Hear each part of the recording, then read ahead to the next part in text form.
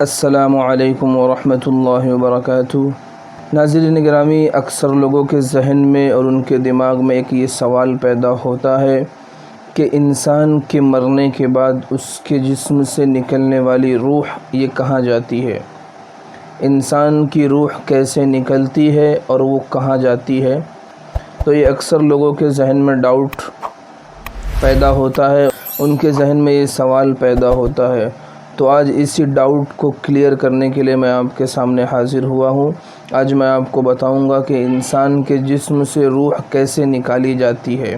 اور اس کی روح کہاں جاتی ہے۔ تو وہ ساری باتیں میں آپ کے سامنے رکھوں گا، اس لیے آپ تمام احباب سے درخواست ہے کہ ویڈیو کو بالکل بھی اسکپ نہ کریں، آخر تک دیکھیں تاکہ آپ کو دین کی جو یہ اہم معلومات ہے وہ مکمل طور پر مل سکے۔ ناظرین گرامی، اس سے پہلے ہمیں کچھ باتیں سمجھنے کی ہے، اور وہ بنیادی چیزیں ہیں۔ جب تک وہ چیزیں ہمیں معلوم نہیں ہوگی اس وقت تک ہم یہ نہیں سمجھ سکتے کہ انسان کی روح کہاں جاتی ہے۔ تو اللہ نے 4 عالم بنائے ہیں، ایک ہے عالم انسانیت، ایک ہے عالم برزخ، اور ایک جنت اور ایک جہنم۔ یہ 4 قسم کی دنیا اللہ نے بنائی ہے۔ نمبر 1 پر ہے عالم انسانیت، جس میں ہم اور آپ زندگی گزار رہے ہیں۔ یہاں پر انسان کے ساتھ خوشی اور غمی بھی لگی ہوئی ہے، امیری اور غریبی بھی ہے، مفلسی اور تنگ دستی بھی ہے۔ کبھی خوشی آتی ہے تو کبھی غم آتا ہے، کبھی رنج مصیبت، یعنی کہ دنیا میں ہر چیز انسان کے ساتھ لگی ہوئی ہے۔ تو یہ عالم انسانیت ہے۔ پھر اس کے بعد ایک ہے عالم برزخ، اس کے بعد ہے جنت اور جہنم۔ تو جنت اور جہنم چونکہ ہمارے آنکھوں سے اور ہماری نگاہوں سے اوجھل ہے، اس لیے لوگوں کے ذہن میں یہ بات آتی ہے کہ جب انسان مر جاتا ہے تو اس کے جنت کا اور جہنم کا فیصلہ کب ہوتا ہے اور اس کی روح کہاں جاتی ہے۔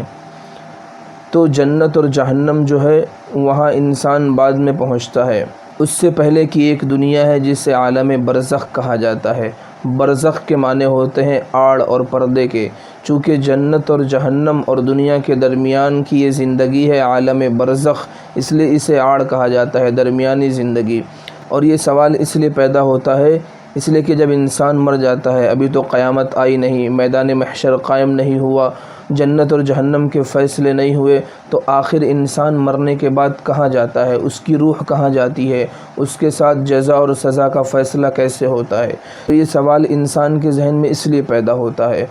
تو آپ کو میں بتا دوں کہ جنت اور جہنم کا فیصلہ بعد میں ہوگا، میدان محشر بعد میں قائم ہوگا۔ اس سے پہلے کی جو زندگی ہے جسے ہم اور آپ عالم برزخ کے نام سے جانتے ہیں، انسان جب مرتا ہے تو اس کی روح عالم برزخ میں جاتی ہے۔ اب عالم برزخ میں اللہ نے 2 کیٹیگری بنائی ہے، ایک ہے علیین اور ایک ہے سجین، کہ جو انسان اچھا ہوتا ہے، نیک ہوتا ہے، تو اس کی روح جو ہے نیک فرشتے لے کر جاتے ہیں اور اسے علیین میں داخل کرتے ہیں۔ اور جو انسان زندگی بھر گناہ کے کام کیا ہو، بری زندگی گزارا ہو، برائی کے ساتھ زندگی گزارا ہو، تو برے فرشتے اس کی روح سجین میں لے کر جاتے ہیں۔ یہاں آپ کو ایک چیز بتا دوں کہ نیک لوگوں کی روح کس طرح نکالی جاتی ہے اور برے لوگوں کی روح کس طرح نکالی جاتی ہے۔ تو حدیث میں آتا ہے کہ جب انسان نیک ہوتا ہے، اللہ کا نیک بندہ ہوتا ہے، تو اس کے پاس ملک الموت کے ساتھ اور بھی کچھ اچھے فرشتے آتے ہیں، اور وہ اس نیک انسان کی، اس اللہ کے نیک بندے کی روح اس طرح نکالتے ہیں جس طرح آپ نے گوندا ہوا آٹا دیکھا ہوگا، اس میں اگر بال پھنس جائے تو اس بال کو جس طرح نکالا جاتا ہے کہ گوندے ہوئے آٹے میں ذرہ برابر بھی کوئی نقصان نہیں آپ کو نظر آتا، اسی طرح نیک انسان کی روح فرشتے اس طرح نکالتے ہیں کہ اسے ذرا بھی محسوس نہیں ہوتا کہ اس کے جسم سے اس کی روح نکالی جا رہی ہے۔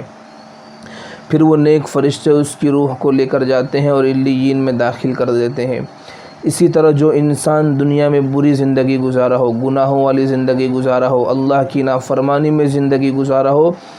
تو ملک الموت کے ساتھ خوفناک فرشتے آتے ہیں اور اس کے جسم سے روح اس طرح نکالی جاتی ہے کہ جس طرح ایک باریک دوپٹہ ایک کانٹے دار درخت پر بچھا دیا جائے، اور پھر زور سے جب اس دوپٹے کو آپ کھینچیں گے تو اس کانٹوں کی وجہ سے وہ دوپٹہ بالکل پھٹ جائے گا۔ تو برے انسان کی روح اسی طرح نکالی جاتی ہے کہ اس کے جسم کے ایک ایک اعضاء سے اس کی روح کھینچی جاتی ہے کہ جس کی تکلیف انسان کو موت کے وقت ہوتی ہے۔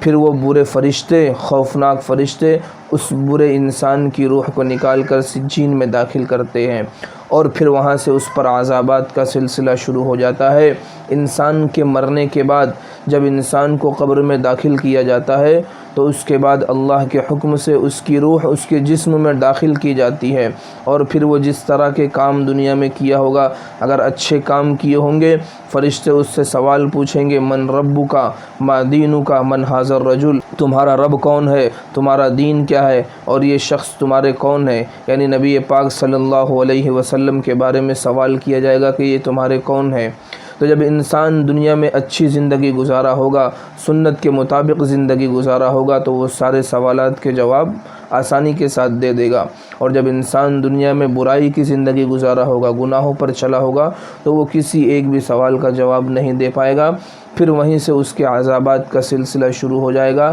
چونکہ عذاب کا جو تعلق ہے وہ انسان کے روح سے ہے، اس کے جسم سے بالکل نہیں ہے، اس لیے کہ انسان کا جسم تو قبر میں جانے کے بعد گل جاتا ہے، سڑ جاتا ہے، اس کی روح کو اصل عذاب ہوتا ہے۔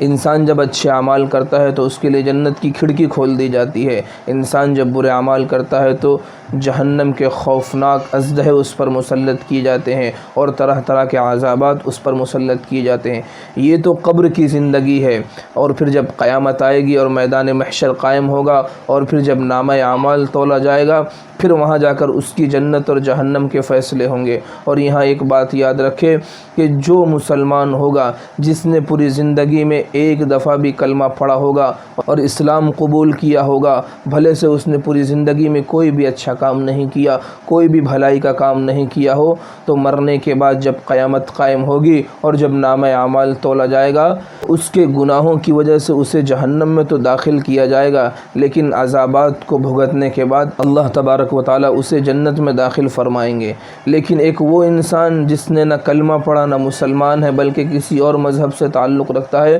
تو مرنے کے بعد فوراً اس پر عذاب شروع ہو جائے گا، اور قیامت کے بعد اس کو جہنم میں داخل کر دیا جائے گا۔ لیکن میدان محشر قائم ہونے کے بعد جب انسان کے نامہ اعمال تولے جائیں گے، اور جب دائیں ہاتھ میں اعمال دیے جائیں گے، بائیں ہاتھ میں اعمال دیے جائیں گے، اس وقت انسان یہ احساس کرے گا، جن لوگوں کے بائیں ہاتھ میں نامہ اعمال ملیں گے وہ کہیں گے، یقول یا لیتنی لم اوت کتابیا ولم ادر ما حسابیا یا لیتها كانت القاضیہ ما اغنی عنی مالیا ہلک عنی سلطانیہ۔ وہ کہیں گے کاش کہ میرا نامہ اعمال مجھے نہ دیا ہوتا، میرے سارے مال و دولت لے لو، میرے سارے جائیداد لے لو، میرے سارے آل و اولاد لے لو، لیکن مجھے اس عذاب سے، مجھے جہنم سے چھٹکارا دے دو۔ لیکن وہاں نہ آپ کے مال و دولت کام آنے والے ہیں، نہ آپ کی بیوی بچے آپ کے کام آئیں گے۔ اللہ فرشتوں کو حکم دیں گے، خذوہ فغلوا، کہ ان کو پکڑو اور زنجیروں میں جکڑو، ثم الجحیم صلوا، اور انہیں جہنم میں داخل کر دو، اور پھر وہاں اس پر طرح طرح کے عذاب مسلط کیے جائیں گے۔ تو یہ تو ان لوگوں کا حال ہے جن کے بائیں ہاتھ میں نامہ اعمال ہوگا، اور جن کے دائیں ہاتھ میں نامہ اعمال ہوگا اللہ انہیں سیدھا جنت میں داخل فرما دیں گے۔ تو ناظرین گرامی، یہ مرنے کے بعد کے کچھ احوال تھے جو میں نے آپ کے سامنے پیش کیے، کہ انسان جب مر جاتا ہے تو اس کی روح کس طرح نکالی جاتی ہے، اور پھر اس کی روح کہاں لے جائی جاتی ہے، اور پھر قیامت کے بعد انسان کے ساتھ کیا معاملات پیش آنے والے ہیں۔ یہ مختصر سی جھلکیاں میں نے آپ کے سامنے بیان کی ہے، تو امید کرتا ہوں کہ آپ کو ساری باتیں سمجھ میں آ گئی ہوگی۔ تو اس ویڈیو کو لائک ضرور کریں اور اپنے دوست احباب تک ضرور شیئر کریں، تاکہ انہیں بھی ان تمام باتوں کا علم ہو سکے۔ اللہ تبارک و تعالی ہم تمام کو